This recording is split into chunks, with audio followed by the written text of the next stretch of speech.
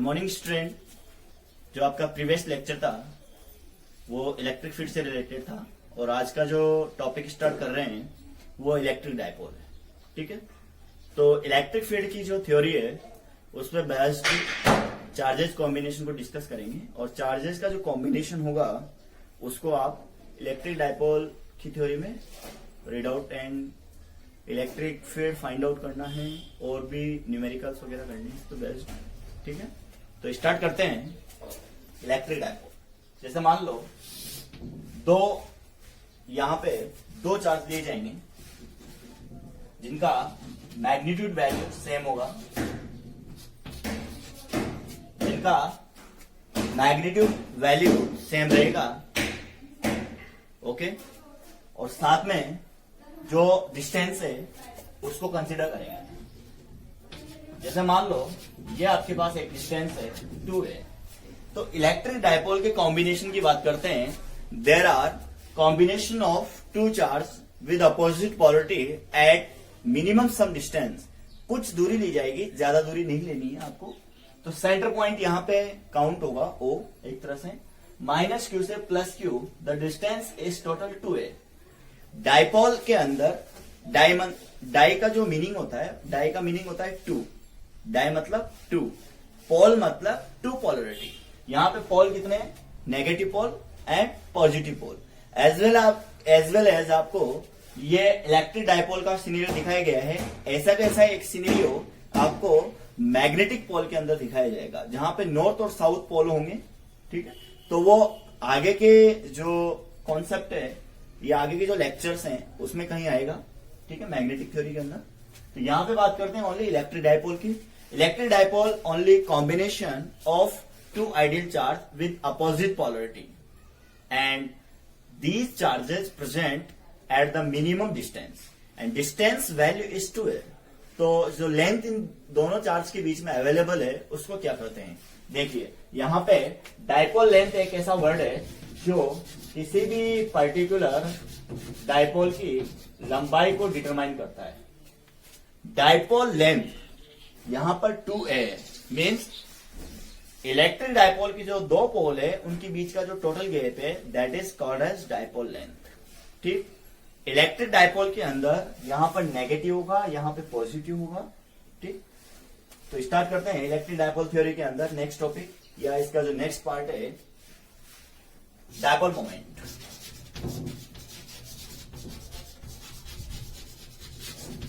Dipole length vector के साथ आप इस चार्ज के मैग्नीट्यूड को मल्टीप्लाई करेंगे तो डायपोल मोमेंट आ जाएगा। इसे P वेक्टर से डिनोट करते हैं, Q multiply with 2a vector, और इसका मैग्नीट्यूड होता है बेटा Q इंटू 2a। देखिए यहां पर अगर इसकी यूनिट काउंट की जाए तो unit of electric dipole, unit of electric dipole coulomb into metre, coulomb into metre. What is the dimension of electric dipole? Dimension of electric dipole moment. इसे electric dipole moment कहा जाता है। तो ये electric dipole moment है यहां पर।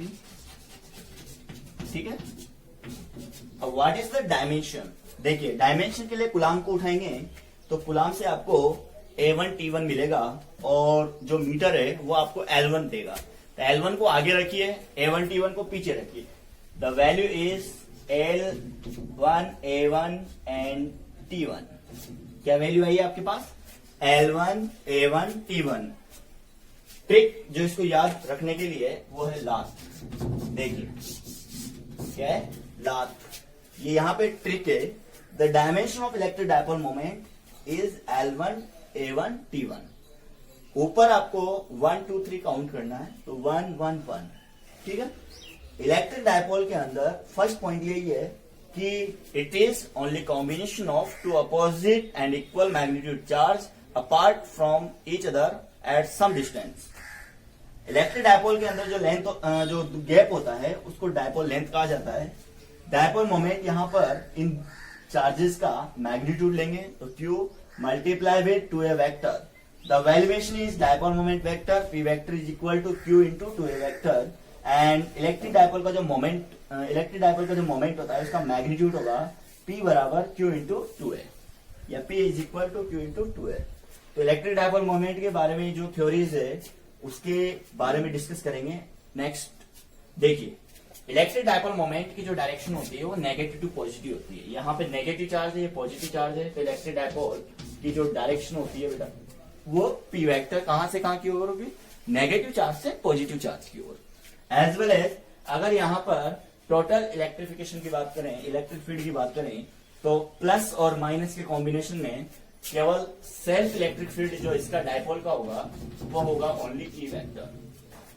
अब केवल मोनो डायपोल के लिए बात हो रही है, यहाँ पे मोनो डायपोल है, सिंगल डायपोल है। डायपोल के केस में नेट चार्ज भी काउंट करते हैं, तो माइनस क्यू से प्लस क्यू, तो what is the net charge, इसका जो नेट चार्ज रहेगा वो टोटल क्या रहेगा, 0। क्यूटी से डिनोट कर रहे हैं। एक पर्टिकुलर डायपोल का जो नेट चार्ज होता है वो 0 होता है। Minus Q and plus Q को एड ऑन कीजिए, क्यूटी की वैल्यू क्या हो जाएगी, 0 हो जाएगी। एंड माइनस क्यू से प्लस क्यू की ओर चलिए तो माइनस क्यू से प्लस क्यू की ओर direction of electric dipole moment मिलेगी, और प्लस से माइनस की ओर डायरेक्शन मिलेगी वो आपको इलेक्ट्रिक फील्ड की मिलेगी। अब बताइए, P वेक्टर और E वेक्टर दोनों की डायरेक्शन में जो एंगल निकल के आ रहा है वो कितना आ रहा है, दोनों अपोजिट डायरेक्शन में, इसलिए यहाँ पे जो एंगल आ रहा है बेटा वो 180 डिग्री आ रहा है। सिंगल डायपोल के केस में बात कर रहे हैं केवल, ठीक है। नेक्स्ट इसी के पार्ट को कंटिन्यू करते हैं। इसके जो मेन बेसिक सिनेरियो है वो सब आपके पास है। अब मुझे जो नेक्स्ट पॉइंट को डिस्कस करना है वो है आपके पास इलेक्ट्रिक डायपोल के एक्सिस। यहां पे एक्स की बात करेंगे, ठीक है।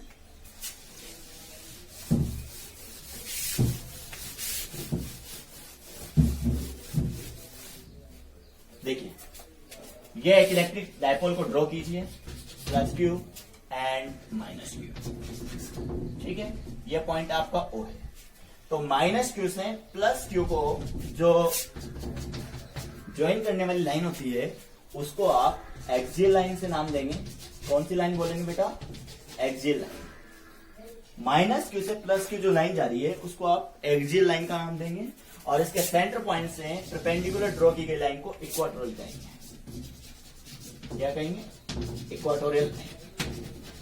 And both line represent angle 90 degree. Means अगर कोई आपसे बोल दे कि axis line perpendicular to the equatorial line, क्या बोलेंगे, axial line perpendicular to the equatorial line. तो डायपोल के केस में यहां पर दो लाइन्स अवेलेबल है। माइनस क्यू से प्लस क्यू को मिलाने वाली लाइन एक्सियल लाइन होती है, और यहाँ पे जो सेंटर पॉइंट है उसके परपेंडिकुलर जो लाइन ड्रॉ करते हैं उसको इक्वाटोरियल करते हैं।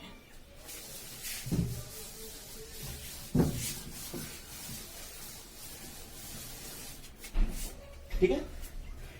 इलेक्ट्रिक डायपोल का जो बेसिक पार्ट है वो थोड़ा बहुत डिस्कस किया गया है, लेकिन जो इसका मेजर जो डेरिवेशन क्वेश्चन बनता है वो बनता है बेटा, find out to the electric field value due to the dipole at axial line point and equatorial line point. तो केस 1 को डिस्कस करते हैं। Write down case 1, electric field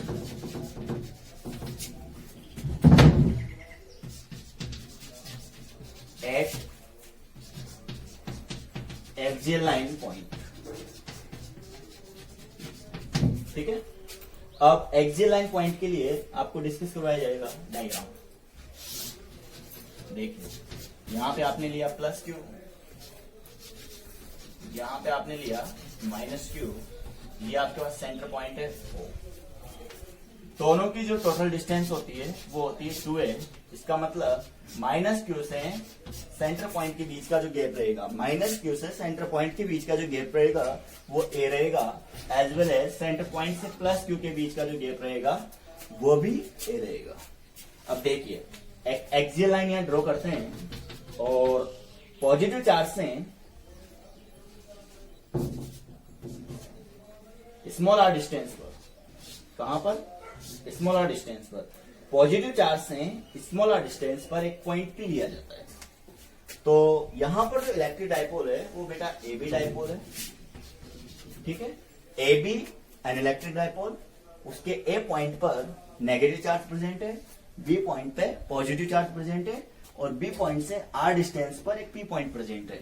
ये अपना एक टेस्टिंग पॉइंट है, यहां पर आपको इलेक्ट्रिक फील्ड फाइंड आउट करना है। तो देखिए सबसे पहले डिस्टेंस को मेजर करते हैं, ए से पी की टोटल डिस्टेंस क्या होगी। यहां पर जो लाइन ली गई है वो पॉजिटिव से नहीं लेकर ऑलवेज सेंटर से ली जाती है। मीन्स जो आर डिस्टेंस आपने ली है वो ऑलवेज सेंटर से कंसीडर होगी। इलेक्ट्रिक डाइपोल के क्वेश्चंस में दो इंपॉर्टेंट पॉइंट्स हैं। पहला इंपॉर्टेंट पॉइंट, क्वेश्चन में दी गई डाइपोल लेंथ हमेशा 2a कंसीडर करनी है न्यूमेरिकल में। वहां से a की वैल्यू निकाल सकते हो, 2a की वैल्यू भी निकाल सकते हैं, और इसे आप न्यूमेरिकल पुट करेंगे। सेकंड जो पॉइंट आपके पास है वो ये है कि जो डिस्टेंस r काउंट होती है पॉइंट की, जिस पर इलेक्ट्रिक फील्ड फाइंड आउट करना है, उस पॉइंट की डिस्टेंस को हमेशा इलेक्ट्रिक डाइपोल के सेंटर से लेंगे। तो सेंटर पॉइंट आपका कहां है, ओ से हमेशा r काउंट होगा, ठीक है। तो यहां पर नंबर ऑफ 3 वैल्यूज अवेलेबल है, ओपी की वैल्यू r है, आपको एपी निकालना है। एपी की वैल्यू हो जाएगी बेटा एओ प्लस ओपी, मीन्स एओ की वैल्यू a, ओपी की value r। What is the total value, r plus a। And last value BP. BP की जो वैल्यू होगी, बी से लेकर पी तक काउंट करना है, तो बीपी की वैल्यू हो जाएगी बेटा OP minus O B, OP minus O B, that is value R minus A. यहां पर आपके पास number of 2 quantities as distance find out की है। AP is equal to R plus A and BP is equal to R minus A. And electric field की value बात करते हैं। इलेक्ट्रिक फील्ड की वैल्यू के लिए तो positive charge electric field outside देगा, इसका मतलब जो आपका E1 है वो E1 आउटर साइड होगा। नेगेटिव चार्ज ए पे प्रेजेंट है, नेगेटिव चार्ज से जो इलेक्ट्रिक फील्ड होगा उसकी डायरेक्शन ऑलवेज चार्ज की ओर लेंगे, इसका मतलब आपके पास E2 होगा। देखिए बेटा, E1 वेक्टर और E2 vector both are opposite direction. यहां पे E1 और E2 का मैग्नीट्यूड इक्वल नहीं है, डिस्टेंस डिफरेंट है, क्लियर। अब E1 और E2 के फॉर्मूलाज को यहां पे देखिए। अगर मैं E1 की वैल्यू काउंट करता हूं तो ये BP से रिलेटेड होगा, इसका मतलब E1 की वैल्यू होगी KQ अपॉन BP का होल स्क्वायर। एंड E2 की वैल्यू को देखते हैं तो E2 की वैल्यू होगी KQ अपॉन AP का होल स्क्वायर, ठीक है। अब यहां पे जो आपका सिनेरियो है, इस सिनेरियो को देखिए। AP की वैल्यू बेटा R प्लस ए है और BP की वैल्यू R माइनस ए है, तो AP और BP में कौन ज्यादा है, AP की वैल्यू ज्यादा है, BP की वैल्यू कम है। इसका मतलब यहां आप लिख सकते हैं AP is greater than BP। क्या नोट करेंगे, AP is greater than BP, okay. अब दो वैल्यू देखिए, नीचे डिनोमीटर में BP दिया हुआ है, अगेन E2 के डिनोमीटर में AP दिया हुआ है। अगर AP ज्यादा है तो E2 की वैल्यू कम, BP कम है तो E1 की वैल्यू ज्यादा। इसका मतलब यहां पे आपका फाइनलाइज हो चुका है कि E1 is greater than E2। E1 की वैल्यू ज्यादा है E2 के कंपेयर में। तो what is the net electric field, E1 आपका इस डायरेक्शन में, E2 जस्ट अपोजिट डायरेक्शन में। Net electric field is E1 minus E2 due to an electric dipole on the point present on axial line. तो आपका जो find out phenomena electric field से related है वो नेट इलेक्ट्रिक फील्ड प्रोवाइड करेगा, और net electric field आपका होगा बेटा E1 माइनस E2, ठीक है। सॉल्व करते हैं। E net is equal to the E1 minus E2। देखिए E KQ अपॉन BP का whole square minus KQ upon AP का होल स्क्वायर, KQ BP की वैल्यू बेटा R माइनस A का whole square, KQ R plus A का whole square. ठीक है, derivation को डेरिवेशन के तरीके से लेके चलते हैं।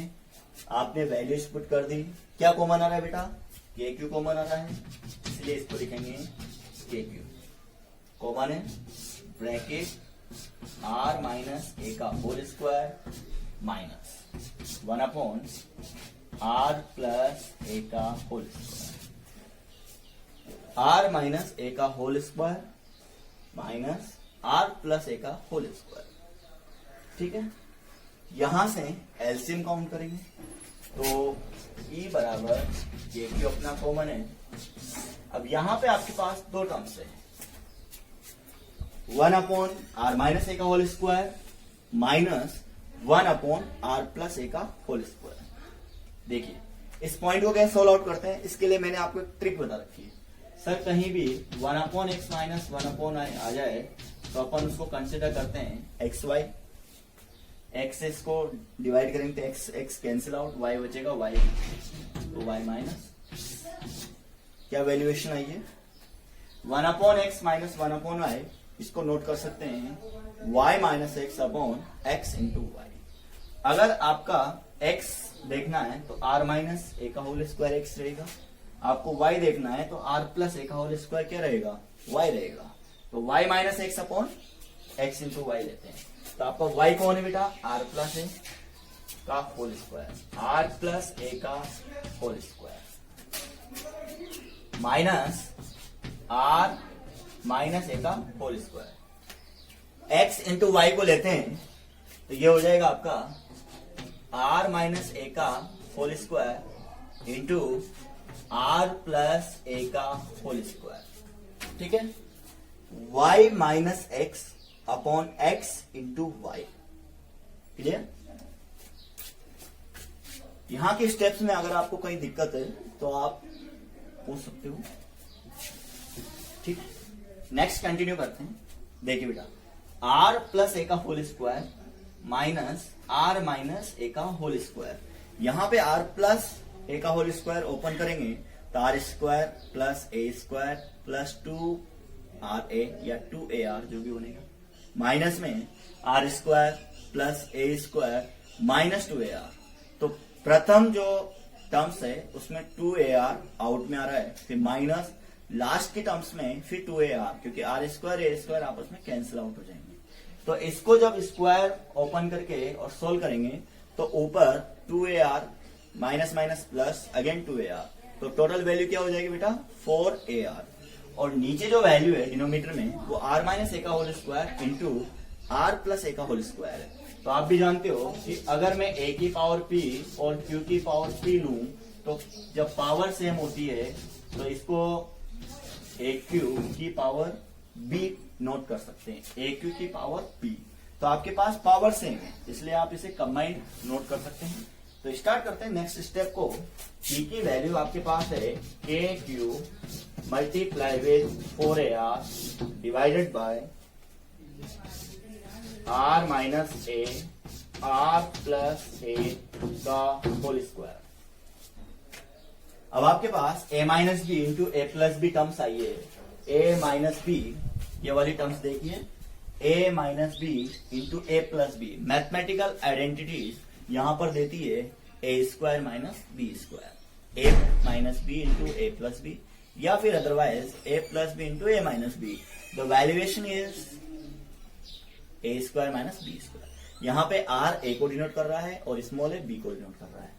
तो इस वैल्यू को कन्वर्ट करेंगे, ऊपर आपके पास सेम वैल्यू है kq 4ar divided by r square minus a square की पावर स्क्वायर में। ओके, अब इसी स्टेप में यहां इसको थोड़ा सा मॉडिफाई करते हैं। देखिए इसको इक्वल टू का साइन लगाएंगे, इक्वल टू का साइन लगाएंगे तो मैं जो 4 गिवन है उसको 2 इंटू 2 कंसिडर करता हूं, 2 इंटू 2, तो एक 2 तो कहां गया बाहर, के आपका अपनी जगह है,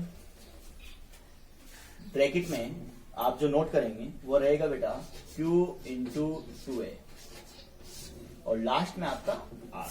देखिए KQ4AR को मैंने ब्रेक किया 2KQ into 2A into R and divide में आपके पास वही टर्म्स है R square minus A square का होल स्क्वायर। यहां तक कि आप डिटेल्स नोट कर सकते हैं। E is equal to KQ4AR divided by R minus A into R plus A का होल स्क्वायर। इंटरनल जो टर्म्स है उसको R square minus A square में कन्वर्ट कर दिया और जो जस्ट अबव टर्म्स है उसको आपने फिर कन्वर्ट किया। 2 बाहर लेके आए, Q को 2A के साथ सेट किया इंटू R। तो आपके पास अभी जो फाइनलाइज टर्म्स है उस फाइनलाइज टर्म्स में आपको 2KQ इंटू 2A। अब Q इंटू 2A क्या होता है? Electric dipole. तो इलेक्ट्रिक डायपोल मोमेंट इसको सेट करना है P is equal to Q into 2A। इसको रिप्लेस करेंगे, Q इंटू 2A को P से रिप्लेस करेंगे।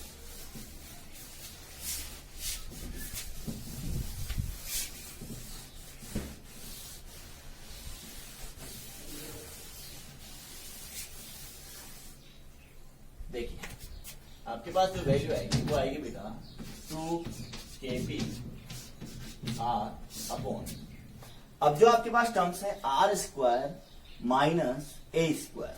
देखिए सेंटर पॉइंट से जो दी गई डिस्टेंस है R वो A से बहुत ज्यादा है।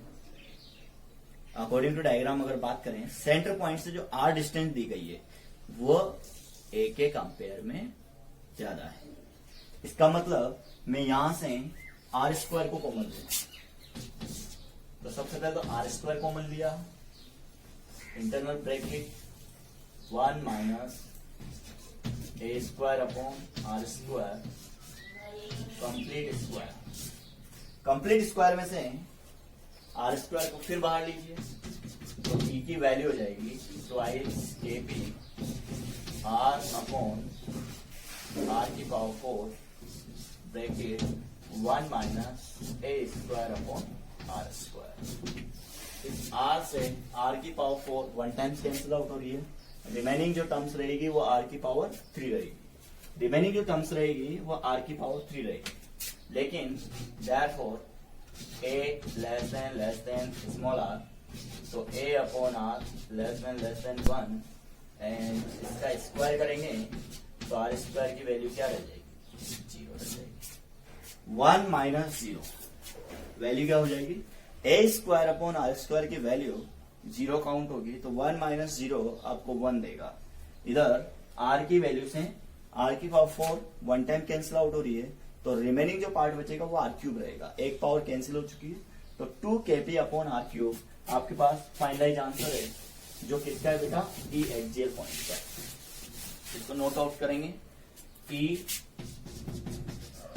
Axial is equal to 2kp upon only R cube. ये आपका डेरिवेशन। अच्छा इसकी डायरेक्शन की बात करते हैं। E1 वेक्टर ज्यादा वैल्यू थी, E2 वेक्टर जो इस डायरेक्शन में वो कम वैल्यू थी। E1 माइनस E2 का मतलब इसकी डायरेक्शन कहां पे रहेगी? फाइनल जो रिजल्टेंट आपको मिलेगा एन इलेक्ट्रिक डायपोल से एक्सियल पॉइंट पर वो नेगेटिव से पॉजिटिव डायरेक्शन की ओर इलेक्ट्रिक फील्ड जो टोटल काउंट हो रहा है उसको मिलेगा। ठीक है, तो ये किस डायरेक्शन में काउंट होगा? वेक्टर फॉर्म में अगर इसको लेते हैं, वेक्टर फॉर्म में E एक्सियल लिखेंगे 2kp अपॉन R क्यूब और इसे आई कैप कंसीडर कर सकते हैं क्योंकि पॉजिटिव एक्स डायरेक्शन में इसका नेट इलेक्ट्रिक फील्ड प्राप्त हुआ है। E एक्सियल पॉइंट यहां पर 2kp अपॉन R क्यूब ले रहा है।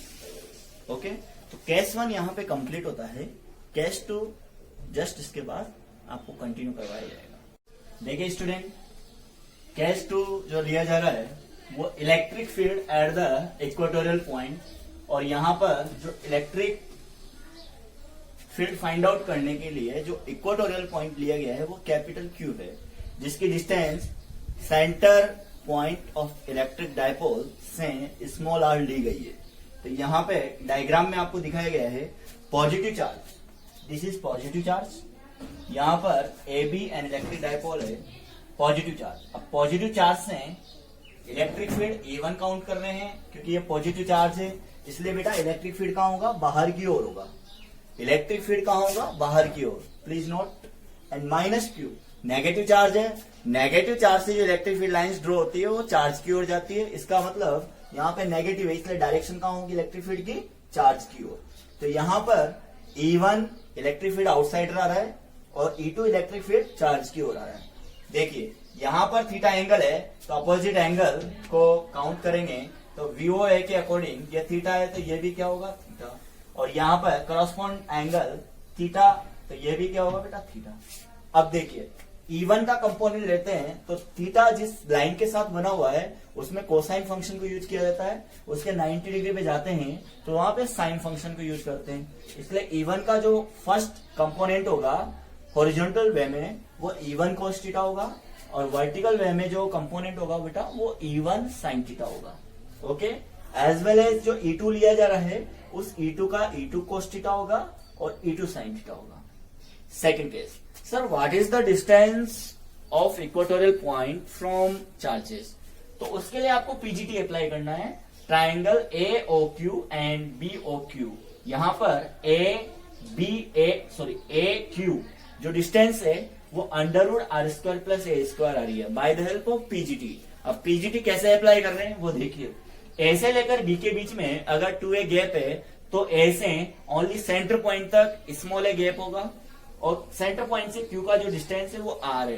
तो ये तो बेस हो गया, ये हो गया perpendicular. Then what is the value of hypotenuse due to the PGT √r² plus a²। तो आपके पास जो वैल्यूएशन आ रही है वो AQ और BQ के केस में बराबर आ रही है, √r² प्लस a²। क्या वैल्यू आ रही है बेटा, √r² प्लस a²। तो what is the value of E1, यहाँ पे E1 और E2 की वैल्यू आपस में मैग्नीट्यूड वाइज बराबर आएगी, KQ upon √r² plus a², जो डिस्टेंस है उसका whole square. Then what is the value of E1 and E2 is equal to KQ upon r² plus a²। ठीक, यहां पर सिंपल समझने वाला जो कॉन्सेप्ट है, sir E1 cos theta E2 cos theta इस डायरेक्शन में आ रहा है, E1 sin theta E2 sin theta दोनों वर्टिकल मैनर में है और अपोजिट डायरेक्शन में है। जब आपको पता है E1 और E2 आपस में बराबर होंगे तो इनके जो साइन फंक्शन वाले कंपोनेंट है वो भी क्या होंगे, आपस में बराबर होंगे। इसका मतलब E1 sin थीटा बराबर E2 sin थीटा होगा।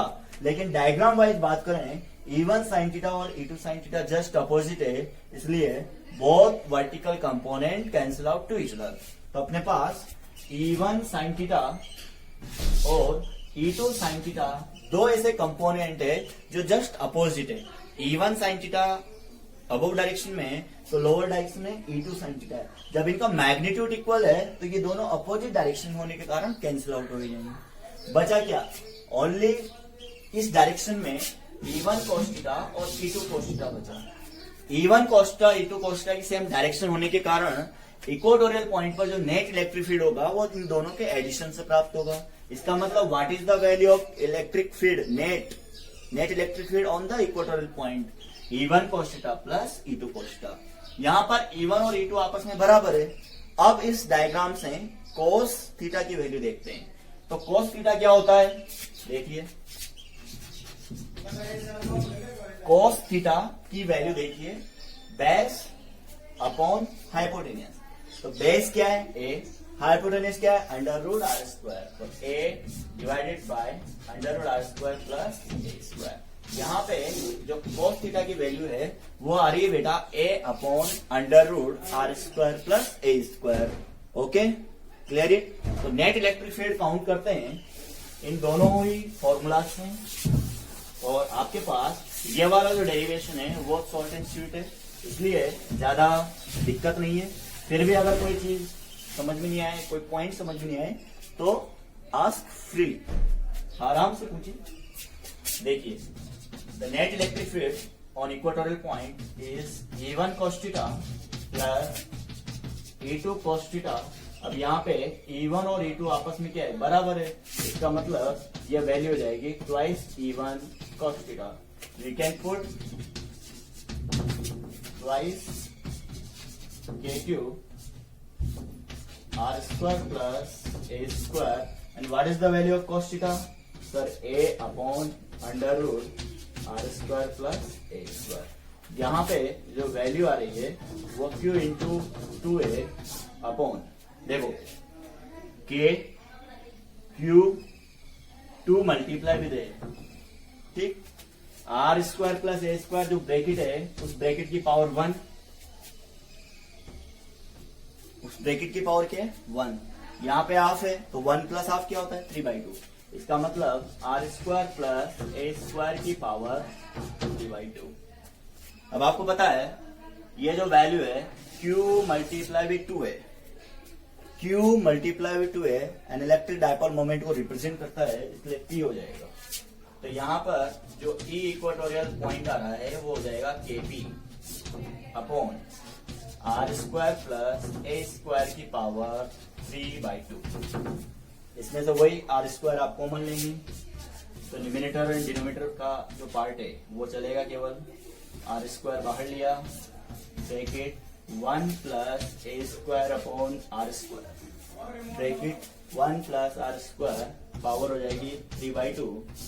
देखिए जब मैं R स्क्वायर की पावर, R स्क्वायर को इस ब्रैकेट से बाहर निकालूंगा तो मेरे पास पावर आएगी R स्क्वायर के साथ 3/2. यहां समझा रहे हैं R स्क्वायर की पावर 3/2. तो यहाँ पे फाइनल जो आउटपुट आएगा वो 2 इंटू 3/2 आएगा. 2 से 2 cancel out. The remaining output in denominator is R3. इसलिए इसको कंटिन्यू करते हैं. KP तो यहाँ बचा, R3 यहाँ बचा, 1 plus A square R square की पावर 3/2 ये बचेगा. अब आपको पता है A square upon R square की वैल्यू को अपन 0 सेट कर रहे हैं जैसे प्रीवियस लेक्चर में किया है. इसलिए फाइनल E इक्वेटोरियल आ जाएगा आपके पास KP अपॉन R3. क्या आएगा बेटा? KP upon R3. अब आपको पता है जब मैंने E एक्सियल पॉइंट निकाला तो फाइनल नेट इस डायरेक्शन में आया था, इसलिए मैंने उसे आई कैप में काउंट किया था.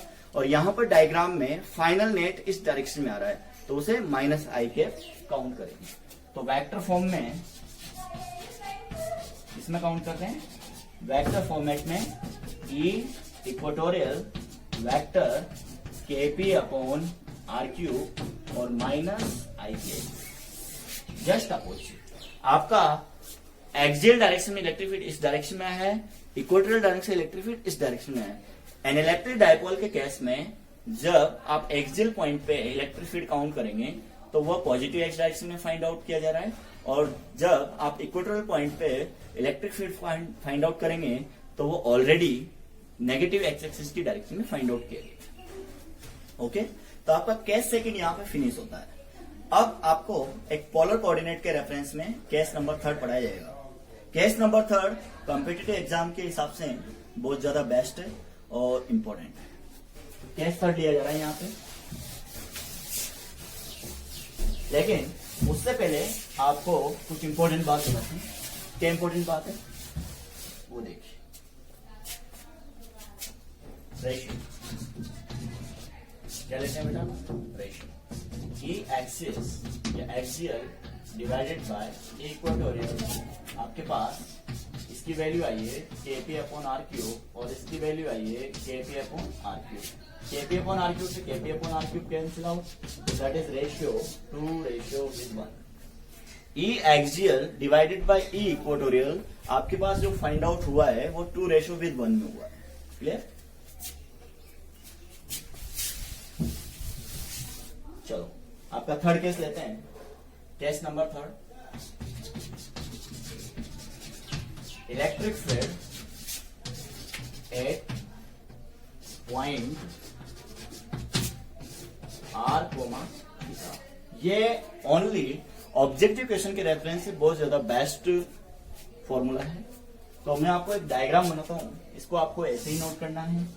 ये तो हो गया प्लस क्यू, ये हो गया सेंटर पॉइंट, और ये हो गया बेटा माइनस क्यू। यहां से इसको ए काउंट करेंगे, यहां से इसको भी ए काउंट करेंगे, और ये आपका इक्वेटर लाइन है।